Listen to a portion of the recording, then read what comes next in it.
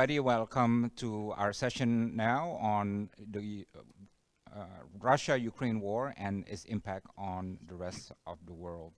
The war in Ukraine has lasted 255 days as of today, and there's no telling when or how it will end. What we know is probably going to get worse or a lot worse before it gets better. On the 23rd of September, Russia held referendums on 4 occupied regions, and this referendum was not recognized by the UN and was widely condemned, including by the Indonesian delegation. But there are still a number of regions in Ukraine that are still under military control by Russia. Russia has appeared to shift tactics, targeting Ukrainian cities with missile strikes for the first time in months, and Ukraine's power grids are under massive chaos as Russian forces continue to attack Ukraine's energy infrastructure. Recently, Russia rejoined an agreement allowing the shipment of Ukrainian grain through the Black Sea. And today's discussion, we are focusing not so much on the war in Ukraine, because that has been covered a lot by the media, but the impact of Russia's invasion of Ukraine to the rest of the world, to Asia, to Africa, to Europe, and other places. Certainly, a lot of the troubles that the world economy is facing now has been caused to a large part by Russia's invasion of Ukraine. To discuss these questions, we are pleased to have distinguished panels. We have Mr. Elberg Dorj Sakia, President of Mongolia from 2009 to 2017. We have also Professor Jacek Czaputowicz, Minister of Foreign Affairs of Poland from 2018 to 2020, and Professor Murat Yeşiltaş, Director of Foreign Policy Research of SETA Foundation, and we will also take questions from a number of discussants in the later part of our discussions. So I would like to begin by asking President Elberg Dorj of Mongolia about what he sees as the impact of the Russia's invasion of Ukraine to Mongolia and also to the rest of the world. Yeah. President? Thank you very much. Good morning, good day, and good evening. And I think this global town hall is real global. I heard there are more than 140 nations actually represented here, and around 8,000 people. This is great. And thank you to take part in this important topic. You know, Ukraine is an independent free country in European side of Russia. My country, Mongolia, is free independent country in the Asian side of Russia. Between there is only one country, you know. And actually this war impacting in many ways all of us in the world. I think this war is not only against independent free nation. Actually, this war front runs widely, even in Africa, in Asia, in Europe, between autocratic world and between free world. And Ukrainians are not only defending their freedom, their right to exist, I think they are also defending all of us and all of our right to exist, to live in peace, to live in freedom. I think better half of the world is with Ukraine. And because of that, we have to unite our town hall to support in Ukraine and to defeat this brutal Russian invasion. If we show that, I think better half of the humanity will win. And also those autocrats will be discouraged. Those who are fighting for their freedom, for their peace, will be encouraged. Now I think this war is became to a new level I think they claim that they are targeting on the military installations. Now, whole nation in center of Ukraine under termination. I think they are targeting now by missiles, hundreds of missiles, infrastructure, vital infrastructure related with the energy, with water supply, heating, and they want to freeze millions of civilians in the center of Europe.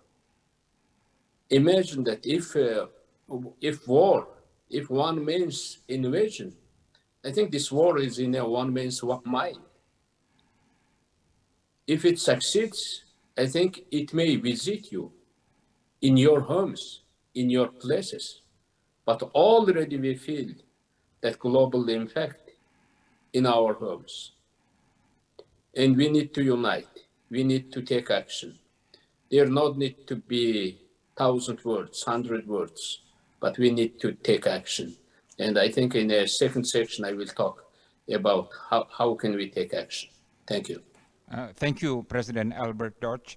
Now I turn to Professor Jacek Czaputowicz, former Foreign Minister of Poland. Poland is one of the countries most affected by what is going on in Ukraine now. Can you tell us how Poland has been impacted by the Russia-Ukraine war, Professor? No, thank you. Thank you for inviting me to take part in this important forum and conference. Let me start by saying that Poland has common border with both Ukraine and also with Russia. Therefore, we are affected by what's going on in the eastern part of Europe, particularly by the Russia's war in Ukraine. For Poland, I think also for other countries, what is important, the international system, which should be based on norms such as equality of states, non-intervention, and also ban of aggression, and not on spheres of influence, as Russia claims she has a right to some say concerning the situation in Ukraine. For us, Ukraine is a sovereign country, and Ukraine has possibility, has a right to choose its own development path. Therefore, we have to simply defend that right, because what is at stake, it is not only the situation with Ukraine, Ukrainians' future, but at stake is the system, international system we'll be living all in few years. Therefore, it is very important.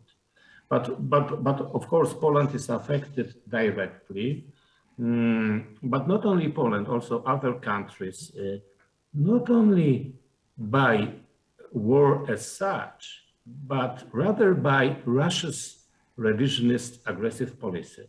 Look, for example, at such countries, neutral countries until recently, like Finland and Sweden. Vladimir Putin wanted weakening NATO. We can say that he wanted the Finlandization of NATO, but what is getting its NATOization of Finland and Sweden.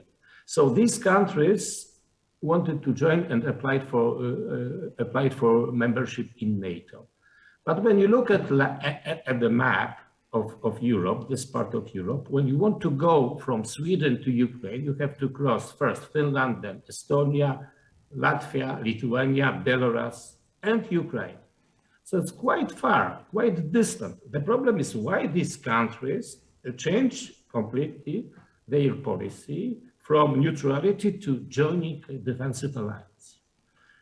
My point is that not the end of the war is such important. It is important how it finishes, but simply we have to address this aggressive policy of Russia, which is perceived as a threat to countries in Central Europe, but also to the world, to the system I'm talking about. Poland decided to increase its military spending. This year it will be 2.4% of our budget. Next year will be even higher. We recently decided to buy planes F-35 from United States, Abrams tanks, HIMARS system, but also from Korea, tanks, combat aircrafts, rocket launchers very recently. And next year, the budget will be increased, military budget to 3% of our state budget. So indeed, it's a very important implication. And this is the case in other countries in our region. Look at the announcement of Chancellor Scholz to spend 100 billion of euros on defense more next year. So again, let me repeat that the problem is with the policy of Russia and what is at stake, the end of the war, how it finishes. If we allow Russia to conduct its policy, because Russia was taught by Western countries that using military power is useful, it's a good instrument to conduct foreign policy. Starting with in 2008 in Georgia, then 2014 in Ukraine, annexation of Crimea, Lugansk region and Donbas as such, and Donetsk region at that time. Then Russia used its military capability in Syria, disturbing international efforts to stabilize the system.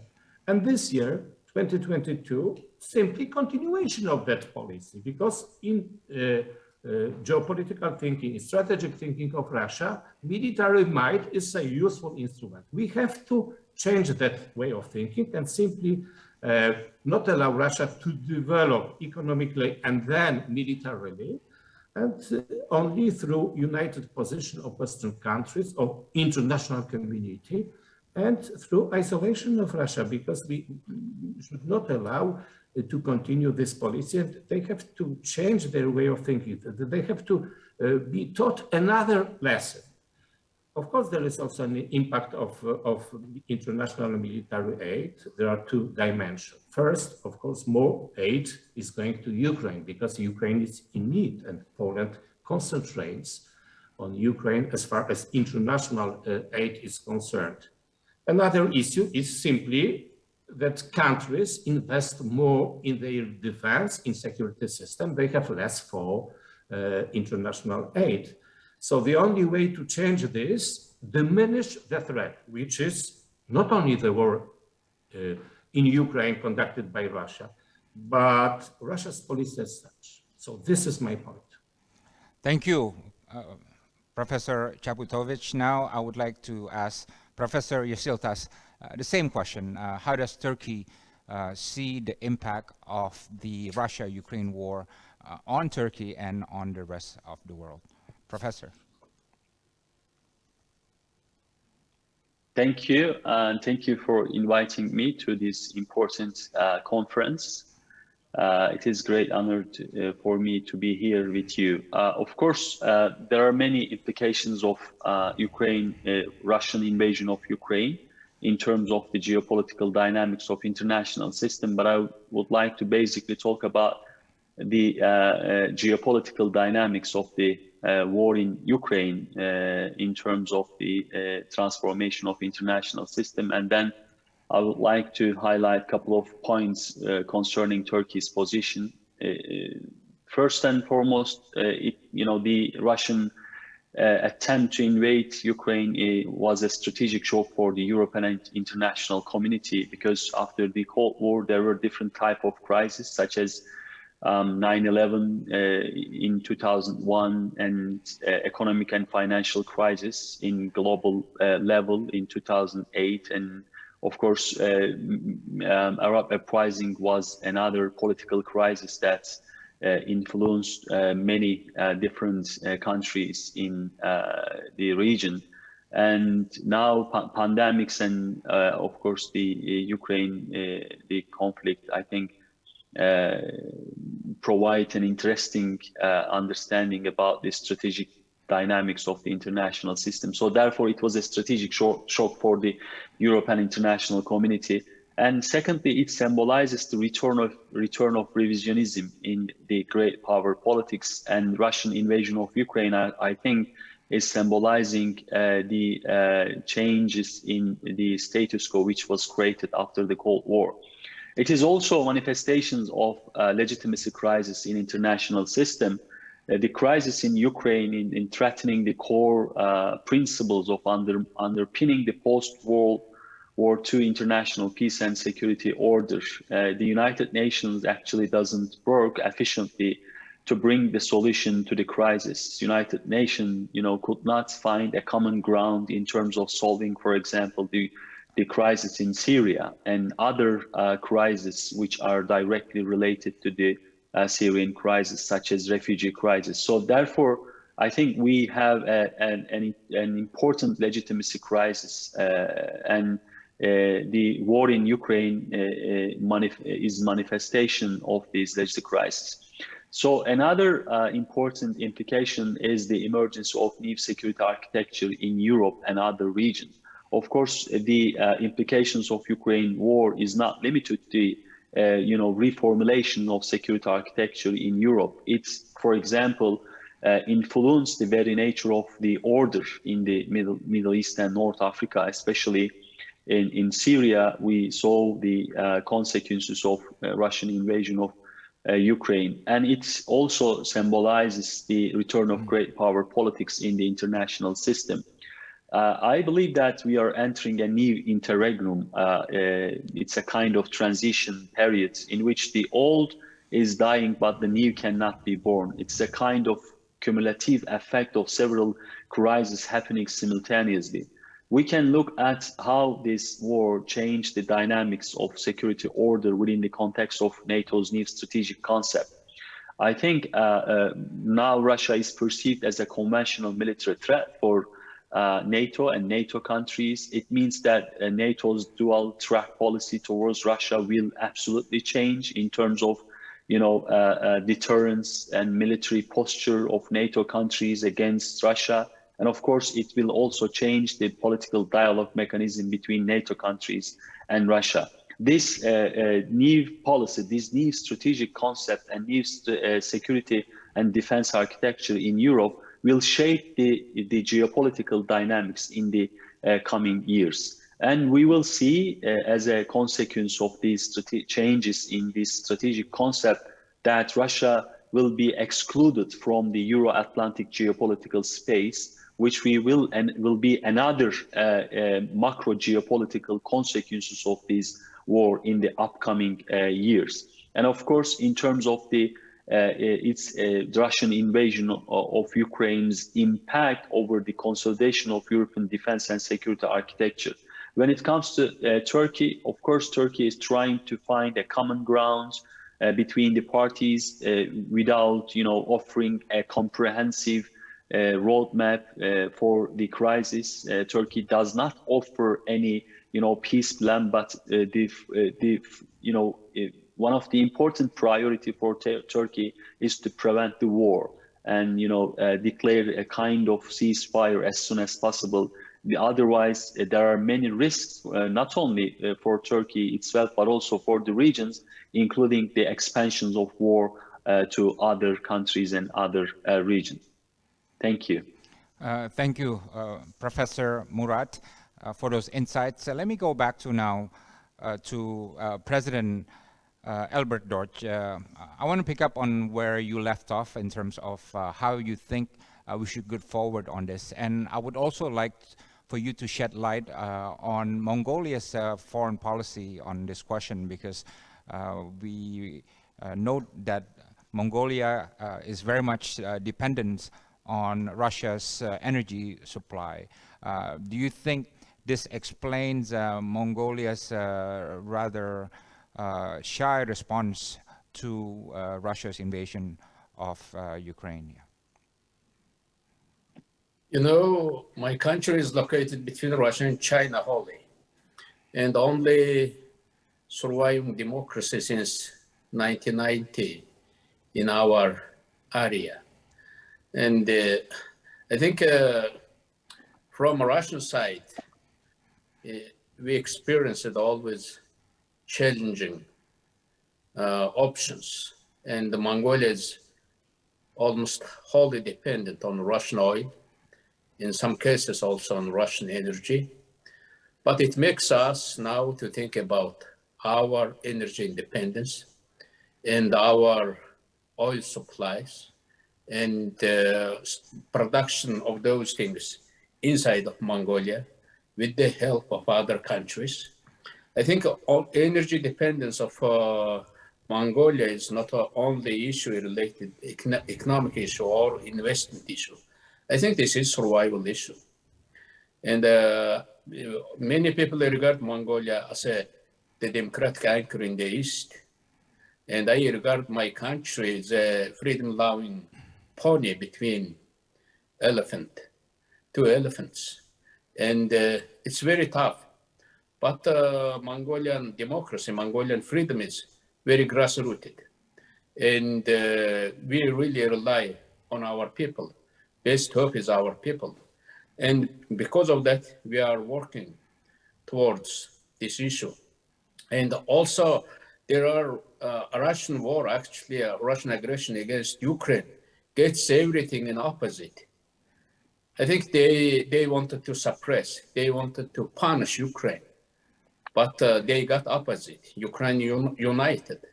Ukraine became more resolveful to fight for their existence, for their independence. They wanted to divide West and NATO, free world, but they got opposite. Free world get united, and they want to stop NATO expansion. There are new countries applying for NATO. I'm really wondering whose side Mr. Putin is. He wanted to show Russia's greatness in military. But we all see that that's not really great. And because I think inside Russia, there are millions of people are fighting and also not supporting this war from the start. Now there are more people and more people are realizing this war has no purpose. This war only brings destruction outside of Russia and also problems outside of Russia, also inside of Russia, also for their neighboring countries. And because of that, there are many countries now we have to think about how we live, how we keep that countries which choose their freedom, their sovereignty to develop.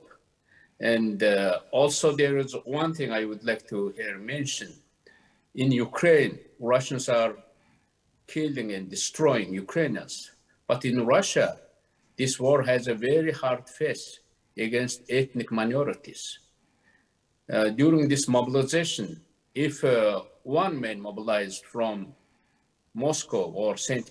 Petersburg, in the far regions of Russia, they are 1 to 100. In the big cities, that the mobilization was maybe followed by the Urul. But in the far places, in the far east, in Russia, in Siberia, this mobilization take by force and became mandatory. And they are killing inside of Russia. This war actually working against ethnic minorities in Russia. And they are killed disproportionately in Ukraine. They are mobilized disproportionately for this war. And we need to pay to this attention. Okay. Well, thank you for those very straight and honest answers, Mr. President. Let me now turn to Professor Chaputowicz. I know Poland has accommodated millions of refugees from Ukraine, I think over 2 million. Yeah. I want to ask you, what is the plan? Those refugees will not stay there forever, I'm sure, but the war, there's no end in sight with regard to the war now raging in Ukraine. And on top of that, I want to ask you, there is now a very strong Western solidarity towards Ukraine. Yeah? But we know that there are pressures, energy pressures, economic pressures coming from the war.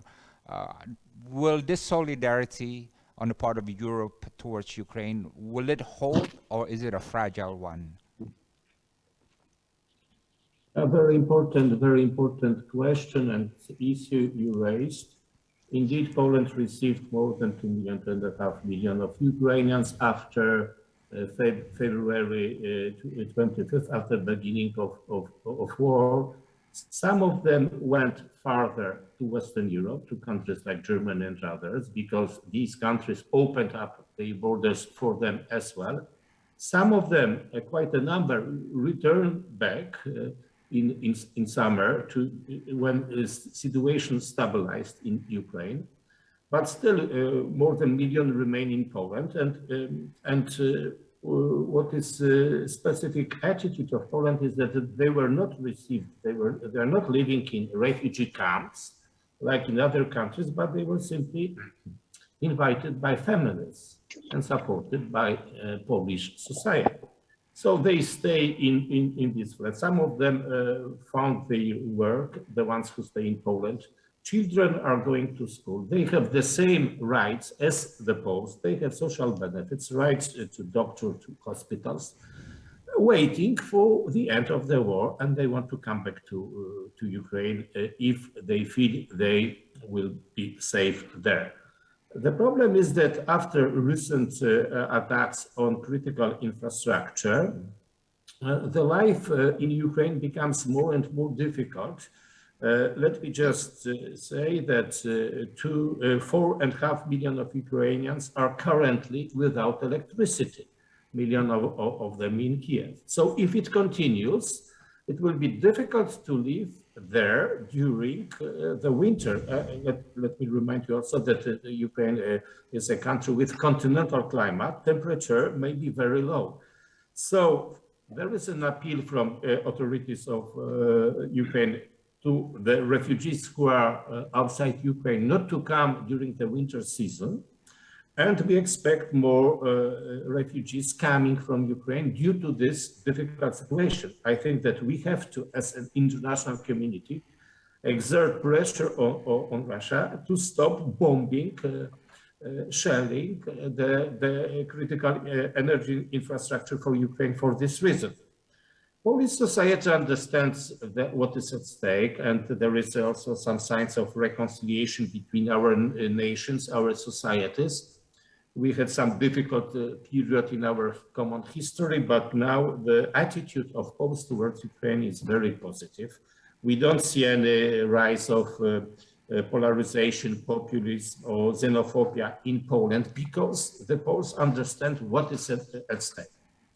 You asked a question about Western solidarity. Indeed, there are different camps within the European Union. Poland belongs to the ones who call for unconditional support for Ukraine. First of all, military support for Ukraine to ensure that Russia will not win that war.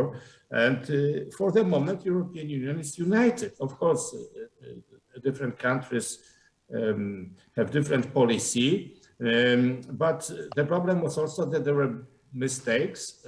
They were mistakes made by the European Union and countries like Germany to become dependent on Russia as far as energy resources are concerned. So European Union should be made independent from that. And for the moment, we are united, and we hope that if Ukraine continues its fight, it will be unanimity in supporting Ukraine. Second, international sanctions are crucial in order to not allow Russia to have capital and technology to develop its economic and military might, and not to be a threat in the future. Isolation, international isolation of Russia is very important. We are talking about, you are talking more than me about G20 meeting in Indonesia. It's important, and I agree with President Zelensky that we have to simply isolate Russia, not to allow it to play a role in international community, because this is the only thing, the way we can deal with this issue. But also let me say that what we need as the Western countries, or generally international community, it is what I can call a strategic patience. We must not rush up or to hasten the process of achieving quickly peace. No, the Russian authorities need to get accustomed to the reality that Russia is a relatively weak country, weak states, not as they thought, as they imagined. So they have to have time to think it over and get used to that. And we should, again, this is my last comment on the situation in Russia, we should not downgrade the threat could be made by threat of using nuclear power or nuclear weapon. Therefore, we need again be calm and use what I call the strategic patience vis-à-vis Russia. Yeah. Thank you. And before I ask Professor Murad, let me just read a couple of comments from our chat box. Richmond Mensa from Ghana says, now it's not about two countries. Again, it's about World War now. Every single country is suffering because of their war. Nadia of Indonesia says, I cannot sleep well at night knowing that Russia can just declare a territory as theirs without impunity. Professor Murad, Russia has agreed to resume the Black Sea grain deal after Ukraine gave their written guarantees under Turkish mediation. So my question to you is Turkish role in the Russia-Ukraine conflict going to continue? And what is it about Turkey that makes Russia able to give a role to Turkey, some role to Turkey in the Russia-Ukraine conflict? Yeah. Okay, thank you for this question. I think Turkey's position is very important, and Turkey has been playing a vital role. The conflict between Ukraine and Russia. Of course, there were different alternative strategic engagements in Turkey's position concerning the war in Ukraine in the beginning of the war or before the war. But as you remember, Turkey's efforts to find a common ground before 24th February was failed, because of many reasons. But after the war, I think Turkey had some alternative strategic engagement. Without looking at these strategic engagements, I think we cannot understand why Turkey, obtained these, specific foreign policy options concerning the war. So first option was balancing Russia indirectly throughout NATO. Yes, it was possible because Turkey was a NATO member, but when you take into consideration Turkey-Russian relations in Syria, Libya, and both countries' energy and economic relations and Karabakh conflict, it was not possible for Turkey to follow every step of NATO against, Russia. Yes, Turkey joined all the, NATO meetings and accepted NATO's declarations, condemnations, especially concerning a Russian invasion of Ukraine. The second option for Turkey was balancing Russia directly throughout Ukraine. Politically and militarily were not possible for Turkey, and Turkey try to balance between two countries in order to, not only protect its own interests, but also to play a mediator role between two countries. And so therefore, Turkey, I think, choose an independent position to achieve its foreign policy objective, to recapitalize its geopolitical position between the West and Russia, and I think narrowing the asymmetric gap between Turkey and Russia was also another strategic rationality for Turkey. And of course, when you look at the crisis in Syria in terms of the internal war, of course, Turkey wanted to maximize its interest in Syria and other regions against Russia, and of course, against its adversaries.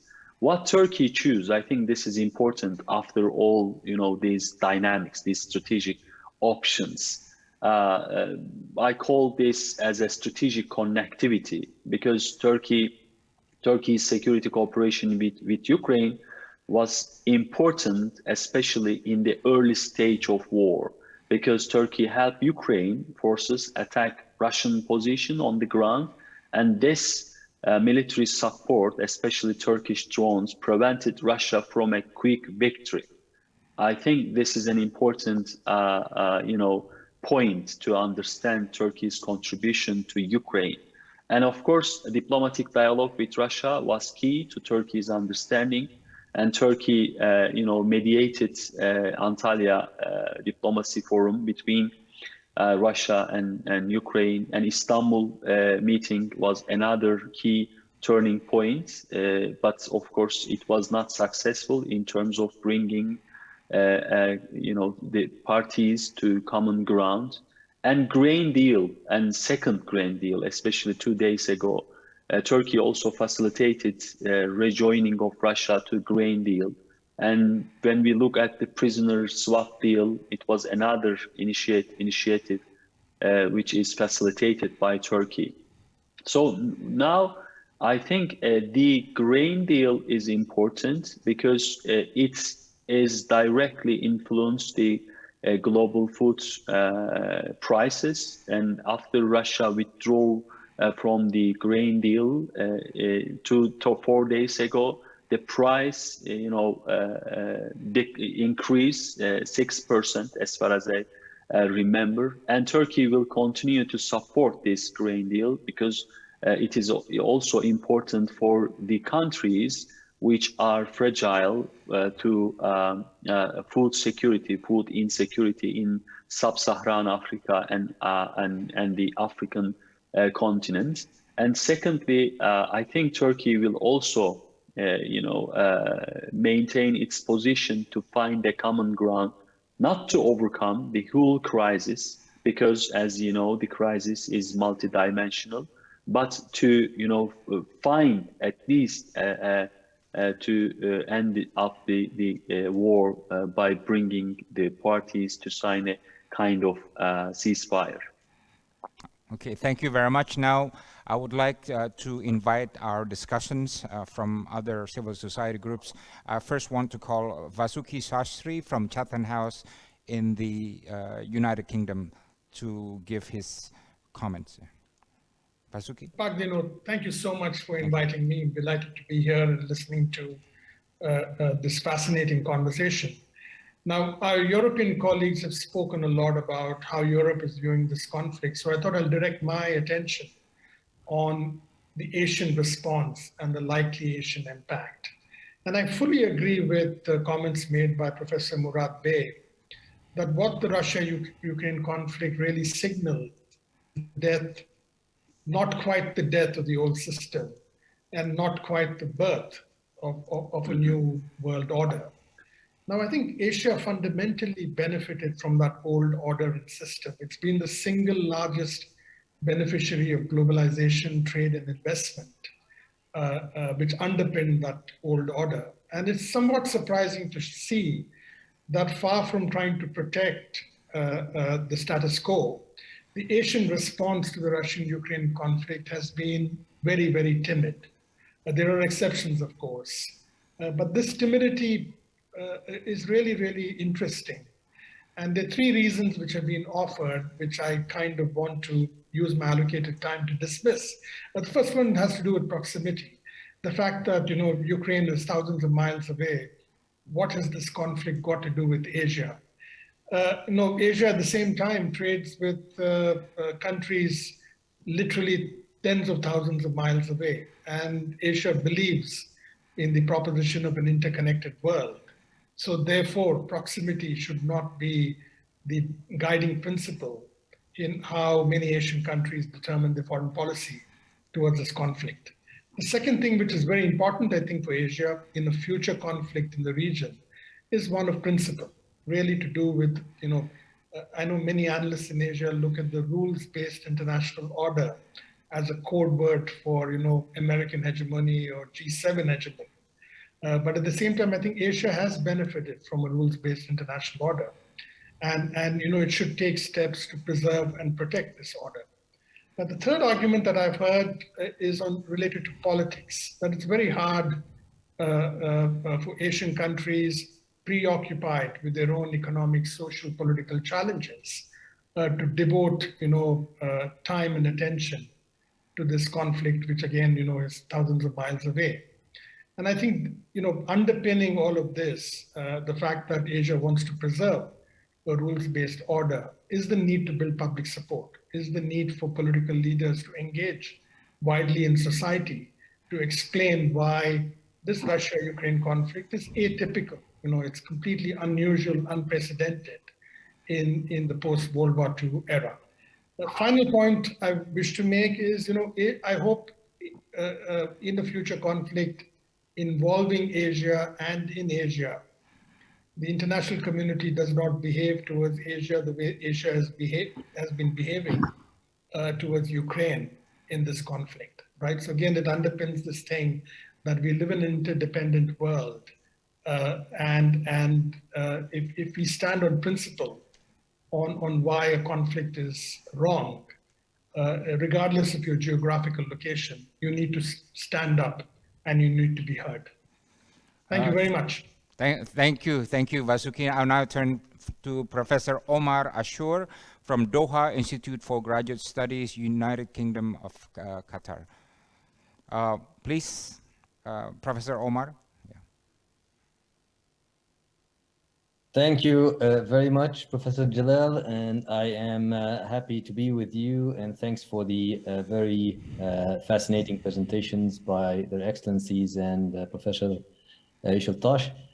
Quickly, I have 3 points to make. All of them has to do with warfare and security implications for the rest of us, and possibly peace implications. The first has to do with basically the conventional warfare lessons that and how it's going to impact us. What we're seeing more and more is that we're back to the industrial scale of warfare in Europe. Meaning artillery rounds at one phase of the war between April and July 2022 were used. Ukrainians were using roughly 5,000 artillery shells. The Russians were using at minimum 20,000 artillery shells. And so this is a level of warfare that was not seen in Europe since World War II, including in the Balkans wars and in the Chechen wars. So the implications for that on all of us is that we're back to an era where the character of warfare did not change much in terms of industrial age, and this will have implications on defense spendings, as well on the security architecture of the region. The interesting part as well is that the information dimension, the digital dimension, what we call the information age of warfare, is important because of the precision-guided munitions, because of Professor Sheltosh mentioned in terms of drone warfare on both sides, loitering munitions, and the role of satellites like Starlink, and so on and so forth. But it's not the dimension that does most of the damage. Most of the damage is done by the earlier industrial age weapons, artillery, armor, and so on. So that's one. It has a lot to do as well with the small side. The smaller side is usually disadvantaged in this type of warfare, and therefore they will need to rely on allies, on fast mobilization, probably more arms and defense spendings in general. So that's one. The second part I wanted to talk about has to do with the irregular and hybrid warfare lessons. So that's a war of aggression. Russia started, or Mr. Putin specifically started this war in February 2014 by first a hybrid operation in Crimea that led to its annexation by March 2014. But the type of warfare that was used was very different from the conventional type. It was limited costs, mostly series of infiltrations, propaganda, false front organizations, some kidnapping and assassinations, and basically annexing the most important, one of the most important geostrategic regions of Ukraine almost without a fight, and all of the assets that was brought with that geostrategic regions, including air defense assets, including Ukraine submarines, including some of the very sophisticated air defense, one S-300 system at least, and so on and so, and many of the bases there. That was taken from Ukraine in 2014, almost without a fight, and then the hybrid attempt was repeated in the Donbas, but with much less success. They never controlled the period between 2014 to 2022. To those who are not following, Russia never occupied the whole of the Donbas. At best, it was Russian proxies occupying about 1/3, a little bit than one third of Luhansk. Sorry, a little more than 1/3 of Luhansk, and a little less than 1/3 of. Can I ask you to wrap up so we can get the panelists to respond? Sorry, the final. So that irregular warfare dimension, I think it will be very interesting, because once you roll your tanks, you lose more. When you're hybrid and you're Maskirovka style under the radar, you actually can do more damage, and also this will have to do a lot in terms of security implications. Final point is on the nuclear side. There's clear nuclear brinkmanship going on, whether direct in terms of threatening using tactical nukes, tactical nuclear weapons and what have you. Tactical nukes in the Russian sense means 1.5 kiloton or less, so for battlefield purposes, or actually accidental Maskirovka style as well, using the nukes by the situation that we have in Zaporizhia power plant. If there is success in terms of nuclear brinkmanship, the implications for all of us is that you'll see a very significant nuclear arms race in terms of trying to acquire as much tactical nukes as possible, because they are effective. And Russia could demonstrate that in Ukraine. If it failed, I think there will be less and less in terms of that race, because it means that you will have the nukes, but you cannot really use them unless you defend for pure defensive purposes, but not for any sort of imperial expansion. Okay. Thank you. Thank you very much. Now I turn to Voon Zanyee from KSI Strategic Institute for Asia Pacific, Malaysia, based in Kuala Lumpur. Yeah. Voon? Thank you very much, Pak Dino. Let me begin by congratulating SPCI and Global Citizen for successfully organizing this year's Global Town Hall. I'd like to extend my thanks to them for this invitation and partnership, and my thanks to our distinguished speakers as well for the insightful points raised. I would like to add on to my colleague from Chatham House from the perspective of Asia. Russia's actions in Ukraine can have indirect ramifications in Asia, especially on sea and air movements. Certain state players in Asia observing the situation will use this scenario as a case study to consider options for their own military actions. Such a scenario will threaten stability in the region should the situation get out of hand. Major players from all sides will be extending forms of aid and trade partnerships in an attempt to strengthen their influence with countries in the Asia-Pacific region. For countries like Malaysia, despite the MH17 shootdown incident in 2014, which happened as a direct result of unnecessary power plays, which should make the Malaysian government more keen on the matter, has instead caused a very vague position from the Malaysian government, which is oddly not to take a clear position. This decision is undertaken not as to not offend any one side for the purpose of trade. So it's a very sticky situation from the part of Malaysia and perhaps some of our neighbors in this part of the world, which are struggling economically. The way out of this crisis is already quite well known, have been strongly repeated and emphasized, which is for all sides to respect the established and accepted international rule-based law. So the situation in Ukraine has reached an impasse where a compromise seems impossible for neither side. So my question to our distinguished speakers is, how do they see this matter play out in the end? How can this be resolved? And what is the role and relevance of the United Nations, especially in light of the numerous vetoes made by Russia in favor of its own?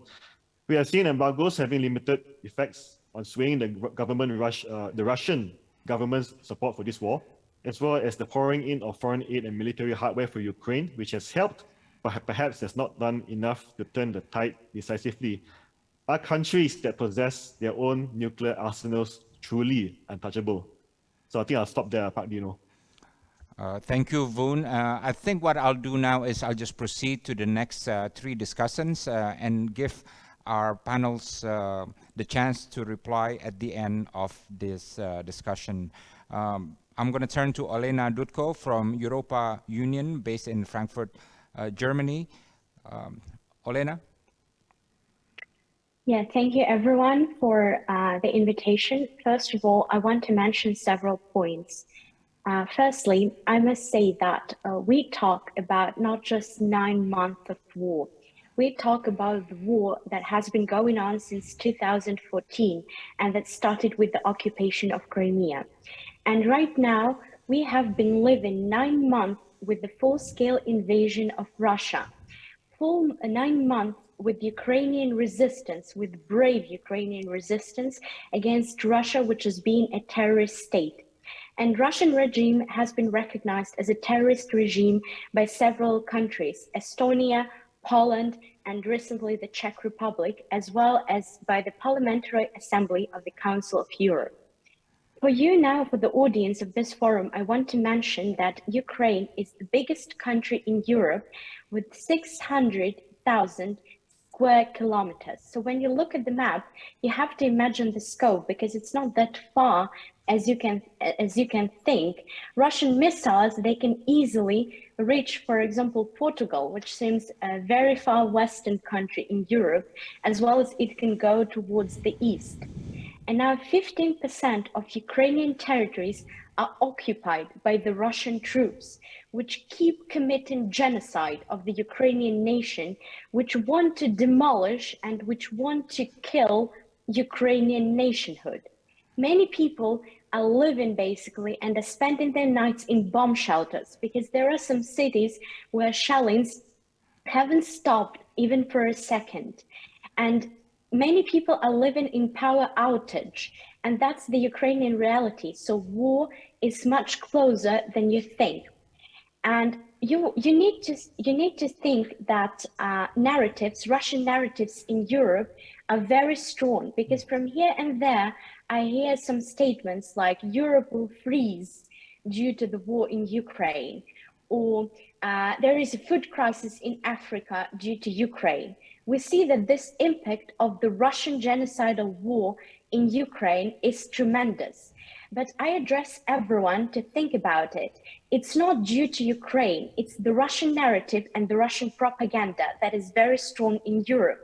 It's due to Russia, which commenced this genocidal war, which invaded a sovereign country, which violated the territorial integrity, which keeps killing Ukrainian people and committing genocide in Ukraine.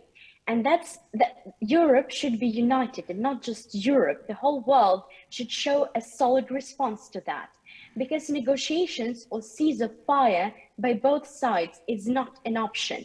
The option is Russia to be defeated and to withdraw all troops from the territory of the sovereign Ukraine, because only then we can show that the whole world is united and that the terrorist regimes, they cannot invade, they cannot come to the other country and stop their invasion. Russia kills every day, but silence kills more. That's why Ukraine is asking for weapons. Ukraine is asking for strengthening the support, because only this way we can get Ukrainian territories back. And only victory of Ukraine will bring long-lasting peace in the whole world, because Ukraine is now standing for the freedom and democracy of the whole world, not just for its sovereignty and for its nationhood. And Ukrainians do not have the choice except of winning. And this is the response we should make, the democratic world should make. Russia shall become the pariah of the Western world. Russia should be responsible, and all the war criminals should be held accountable in the International Criminal Courts in the Special Tribunal in The Hague. And I would finish, I would wrap up with the question. Yes. Yeah, I would wrap up with the question. to the panelists. How do you think we need to treat Russia further so it does not become a threat to the other countries and it is being held responsible for all the wars that Russia started all over the world, including the war in Ukraine? Thank you. Thank you, Olena. Before I go to the next discussion, which is from Nigeria, I want to read a couple of comments in the chat group. Faris in Singapore says that the first step should be to disarm the nuclear weapons, but I think that's not going to happen. This is what he says. Yeah. Anastasia from Serbia says, I am very doubtful that sanctions will slow Russia down. Firdaus from Brunei says that I think world leaders should find the roots of the problem, not only to Russia-Ukraine war, but to every problem humanity faces around the globe. That's a bit general. Kartika complains about the ineffective role of international organizations which threatens multilateralism. And she asks, what is the least thing that it can do to prevent the threats? And Alif Imam from Indonesia says that seeing how the war progressing now, I think Iran-Iraq war in the 1980s is an example of how we will see a prolonged and exhaustive war with little gain on both sides. So having read those comments, let me now turn to Patricia Akbar from Africa Youth Growth Foundation, Nigeria. Patricia?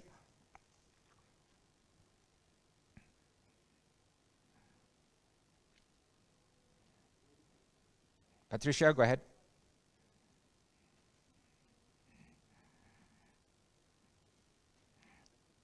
Good day Patricia, from go ahead. here in Nigeria. Yes, I can hear you. Thank you. Yes. I want to thank FCPI and Global Town Hall for the opportunity. I also appreciate the panelists for their incredible submissions.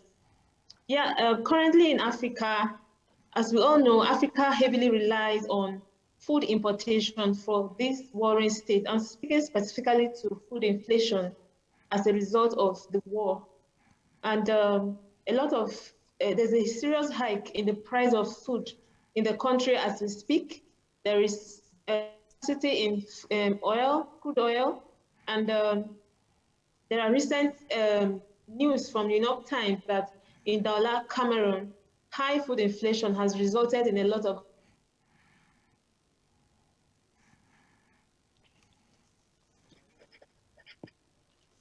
hardship in Cameroon and a lot of other African countries. My own submission, I would like to ask a question, and any of the panelists could answer the question, respond to my question. And I'm looking at how can African countries and their partners leverage on their abundant resources and human capabilities to address the impact of this invasion on the Russia invasion in Ukraine and advance their long-term development and security. In a nutshell, like, how can Africa make the best out of this opportunity? Thank you, opportunity, or call it a bad situation. And I'll also know if you have any submission on how Africa could do better to survive this situation. Thank you very much. Thank you, Patricia, for your question that will be answered by any of the panelists. The last discussion would be from Poland, Tomasz Gerlach from Center for International Relations. Thomas? Do you hear me? Yes. Okay. Thank you very much for inviting me to this interesting discussion, which gave us a lot of inputs, a lot of information regarding this conflict. I would like, because all panelists, they used everything which, from many points of view, I would like only to add one aspect, because this is not a local conflict. It has a much wider dimension, which is competition for domination in the Indo-Pacific region, which has the most profitable assets. To win, the competitors must control the land gate to Indo-Pacific, which is Eurasia, the natural bridge between Europe and Far East. Ukraine, which is strategically positioned, is the main obstacle And it means that both adversaries want to take over Ukraine territories. This is why this war is not territorially limited, but it has much wider consequences for whole the world. As regards so-called solidarity of Europeans, I would like to ask the panelists, how do they comment the last visit of Chancellor Scholz to Beijing with a group of industrialists from Germany, or the last talks between President Macron and a representative of Foreign Office from China? Also, this another aspect which is not discussed yet is that the conflict is orchestrated also by the global players. They use very effective tactics proved during pandemic episode, producing fear, a very effective instrument to make whole societies permissive and silent. In spite of this, we observed recently the manifestation, anti-war manifestations in Berlin or in Paris. Our concern is also the use of high technology instruments to make whole populations more controlled. And is it not, I would like to ask the panelists, do you observe such a tendency or trend of leaving democratic political systems and going towards autocratic systems nowadays, and the conflict may be a good pretext for this kind of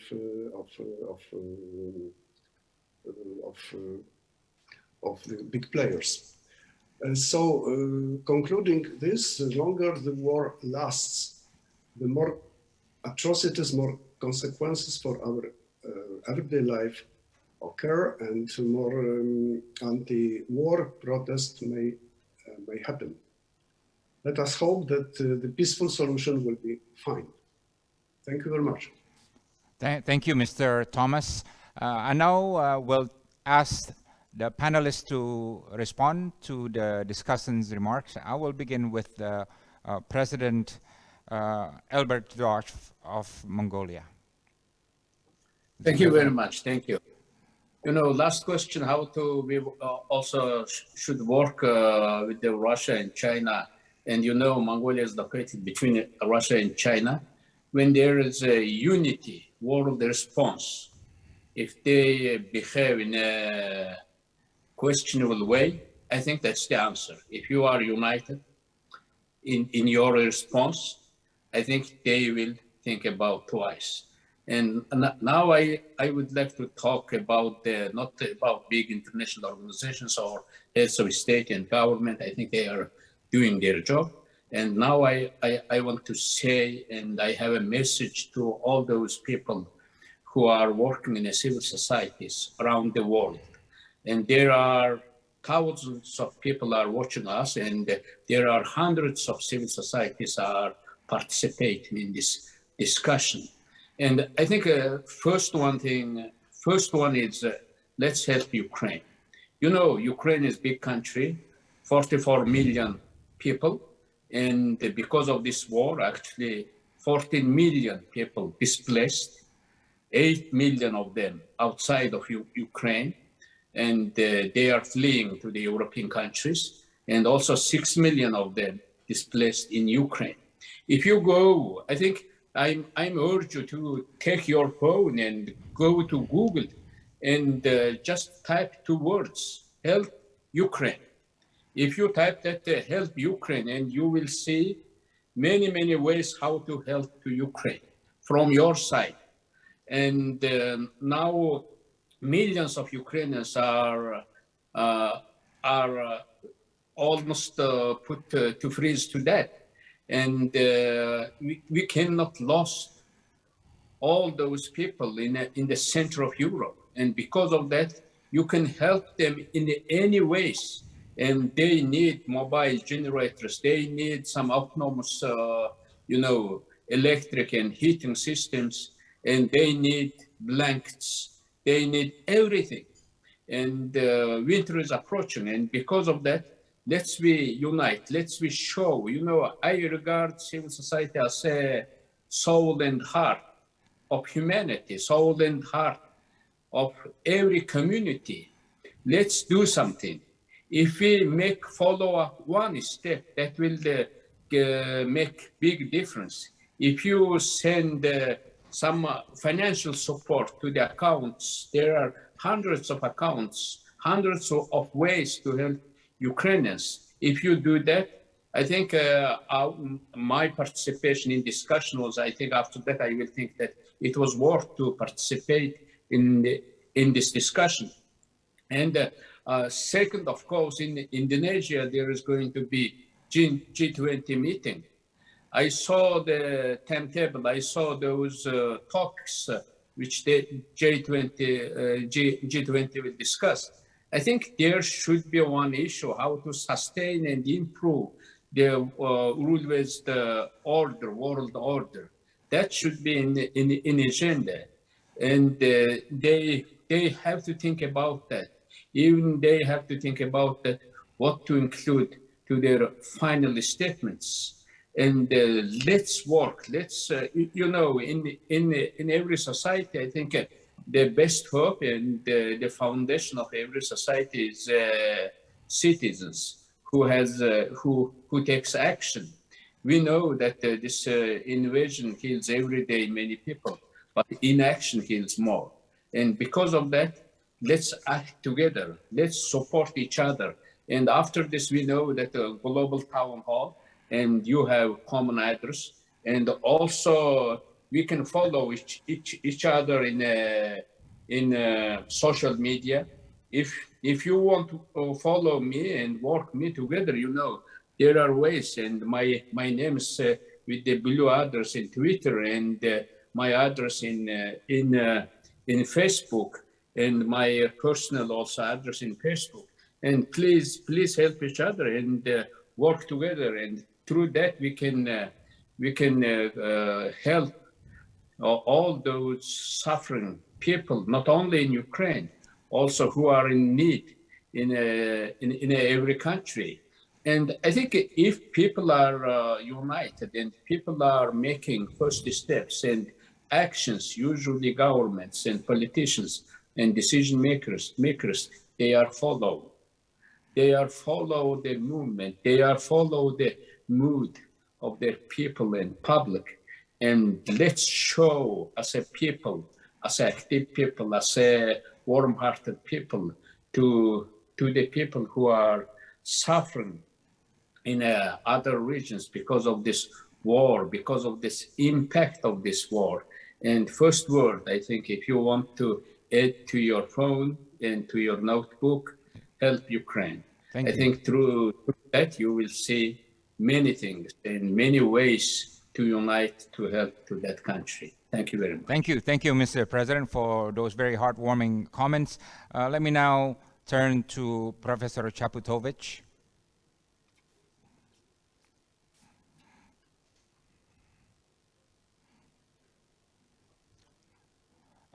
We are not hearing you. Can you unmute? Sorry.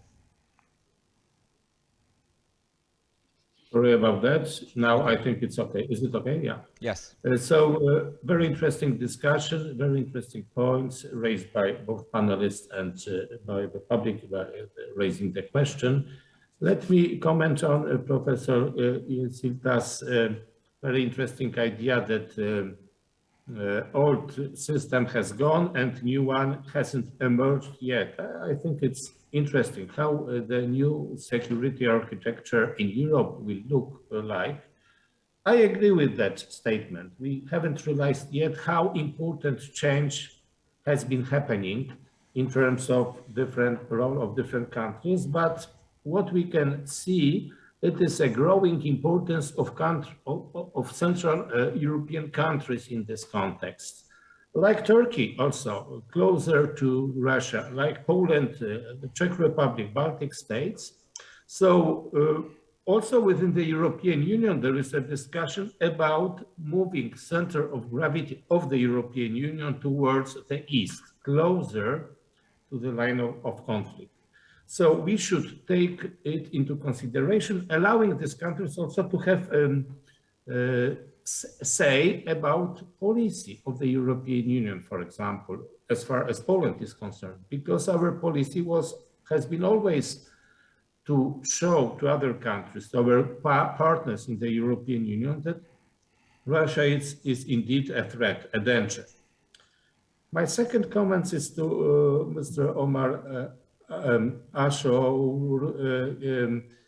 description or characteristic of the war in Ukraine, what it shows to us. So a positive sign is that still the defense has advantage over offense. So it's easier to defend itself than to attack. You have to have more troops to attack your enemy. So the first point. The second, what we learned, that the motivation, the will to fight is crucial here. When you look at Ukrainians, how brave they are, how much they can suffer, and it gives them advantage over Russians. So it also shows that something you cherish is easier to defend, which is your territory.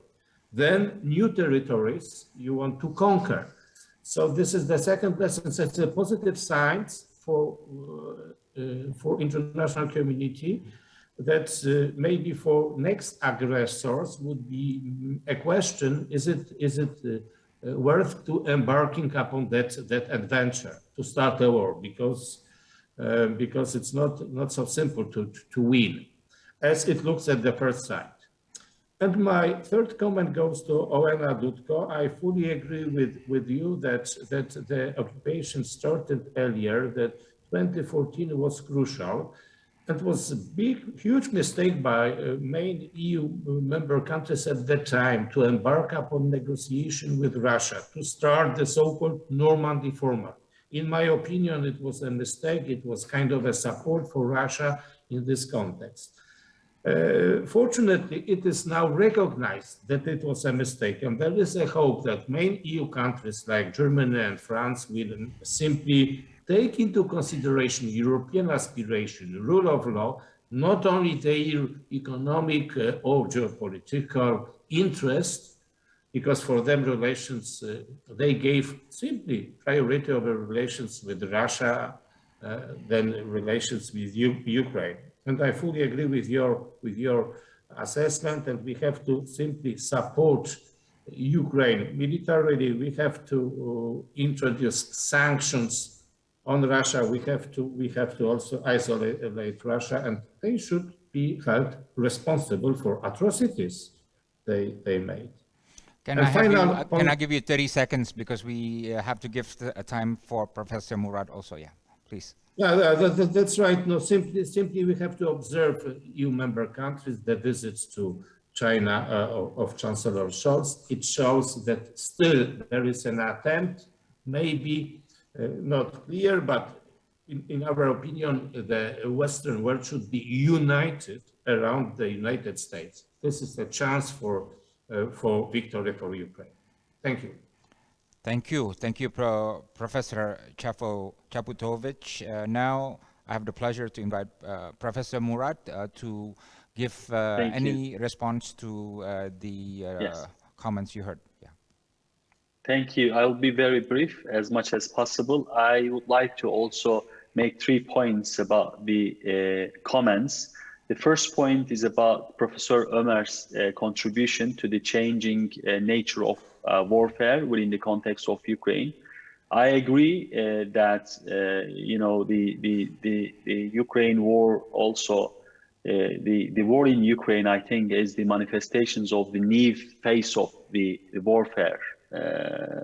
But as Professor Ömer mentioned, I think conventional aspect is still important, as we saw Russian failure and the on the ground, and the lack of effective organizations of the Russian military forces on the ground. I think it shows us how the modernization project is still important, and the modern way of fight is still important.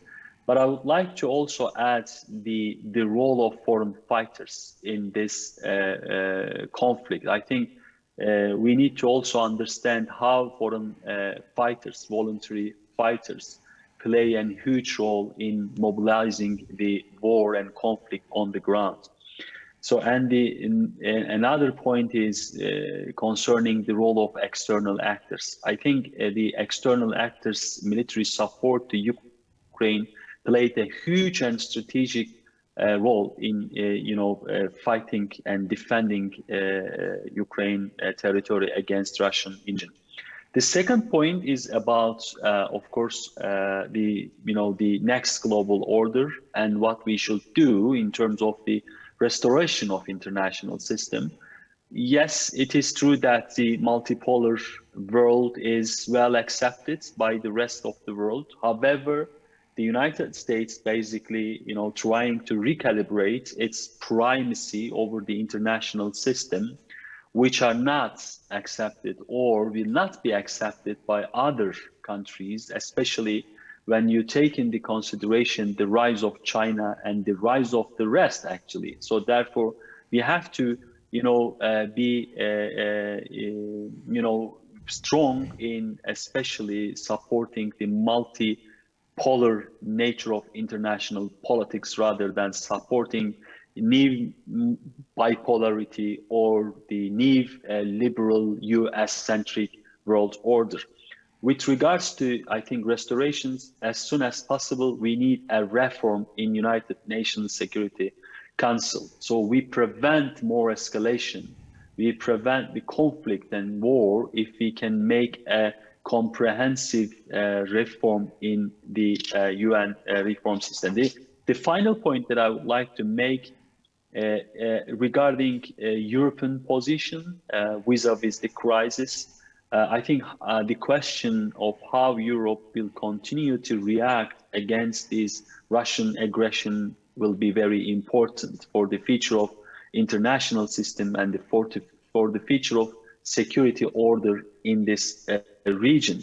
Yes, there is a strong motivation in Europe, and there are different, strong reactions against Russian aggression, including the international sanction, but there are also fragilities and weakness of European Union and European countries, especially when you take into consideration state-society relations and the new dynamics of the state-society relations within the context of energy crisis and economic crisis and the inflation's impact over society, which ultimately changed the very nature of European politics.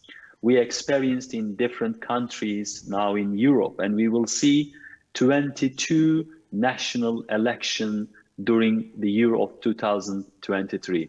And Russian aggression and Russian war in Ukraine will absolutely affect all these national elections in Europe. Thank you, Professor Murad, for those comments. We are nearing the end of our sessions, but let me read you some comments from the chat group. Taiwo of the United States criticizes the weakness of UN approaches. Talolupo, also from the US, says silence is more dangerous. By remaining silent, you are complicit. Marel Wong from the Philippines says that it is bringing people to peace agenda that is important, because leaders come and go, but the people, they have the power to influence decisions of the leaders. Bernstein from Malawi says that to make peace, leaders must face one another for dialogue. And similar comments is made by Adeline from Rwanda that says a peaceful bargain is needed and negotiations must be encouraged even if it has failed in the past. Gino Viva from Bulgaria says, stress the importance of freedom of expression and democracy.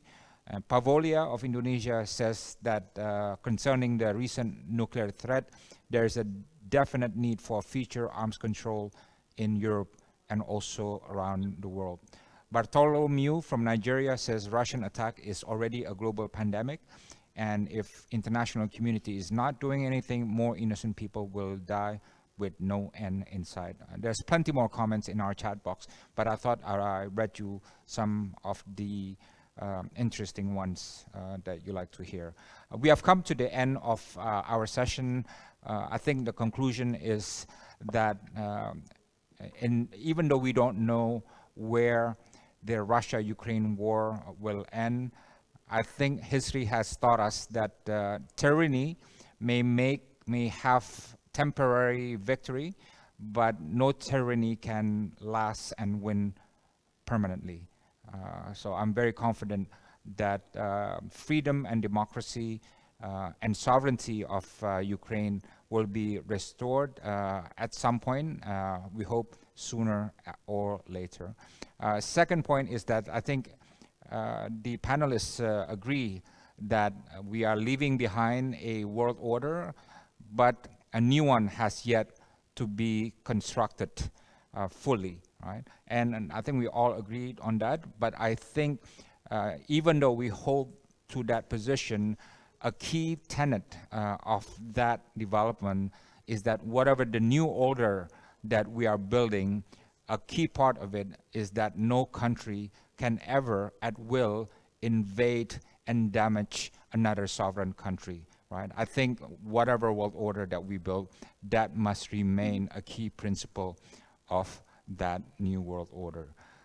Having said that, again, I want to say thank you to President Elbergdorch Sakia of Mongolia, to former Foreign Minister of Poland, Professor Jacek Chaputowicz, and also to Professor Murat Yesiltas of Turkey, and also to all the discussions we have taken part in this town hall session on Ukraine and its impact on the rest of the world. I hope you learn from this session, and hope that you will stay with the Global Town Hall community for our next session, which is a fun session. We are having comedians from Malawi, from Indonesia, from Italy,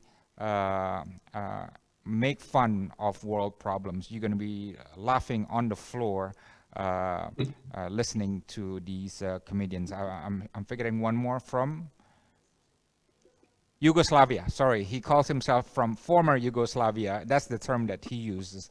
So I look forward to hearing their stand-up comics. Stay tuned, and thank you for joining us.